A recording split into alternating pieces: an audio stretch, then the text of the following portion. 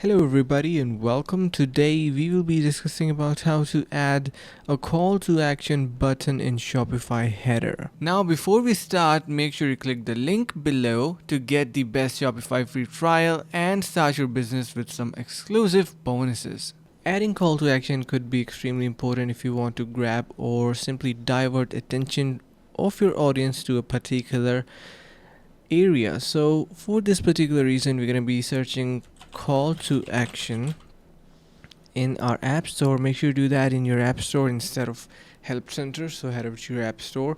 Once you dive onto that, you can see we are here. And now what we need to do is first we need to simply search for something with a solid rating. So you can see we have upsell and add-ons, we have essential announcement bar, thank you page, and everything is displayed in here. So make sure to choose wisely and mindfully whatever you need. So we need to add call to action buttons. We can use different type of upsell and add-on landing page builders and stuff like that. So yeah, that might help. Make sure to give a try to these.